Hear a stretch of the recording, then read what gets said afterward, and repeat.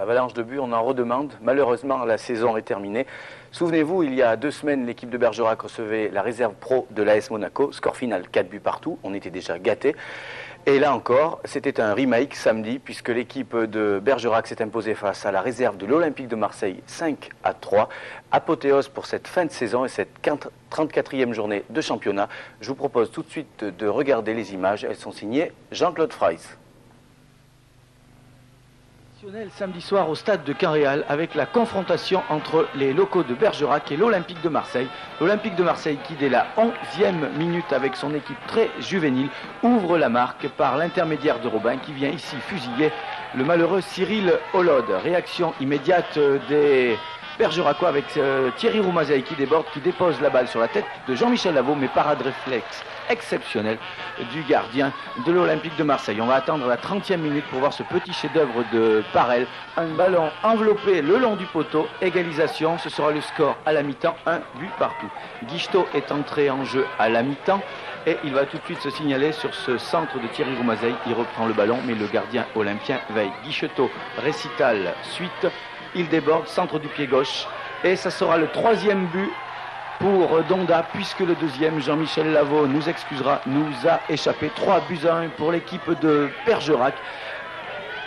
Donda qui se jette au 2e poteau et 2 volets marque le 3e but de Bergerac. On jubile dans la tribune, mais sans compter sur cette équipe de Marseille. Tête du remplaçant Bellarbi qui vient juste d'entrer en jeu et c'est Guichetot dans la foulée, un match fou qui s'échappe. Il tente un lob vicieux qui va juste au-dessus de la barre transversale. José Iborra quelques minutes plus tard sera beaucoup plus chanceux. Il va tenter à peu près le même geste et là, malgré la parade désespérée du gardien, superbe but de José Iborra. 4-2, on revoit crochet sur le défenseur de l'Olympique de Marseille et frappe en rupture, le ballon va s'écraser sous la barre transversale. 4-2, on croit à ce moment-là que l'équipe de Bergerac a le match en main et le match gagné. Une clôture en beauté à Canréal. Il reste moins de 10 minutes de jeu. Mais là, on va se reprendre à espérer côté olympien, surtout que l'on va obtenir un penalty à 5 minutes de la fin. Robin ne se prive pas et ramène le score à 4 buts à 3. On repense à Monaco et ce score de 4-4. Et ce score de 4-4, heureusement ici, c'est Cyril Hollode qui intervient devant Deschamps, un jeune joueur de 16 ans qui avait joué en Division 2 l'an dernier. Nouvelle balle de match et d'égalisation pour Marseille.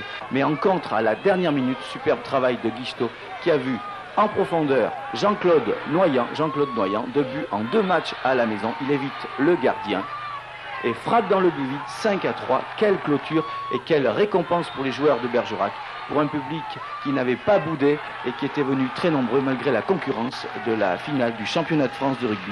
5-3, clôture en apothéose pour les hommes de Benoît Tilly samedi soir à Canréal.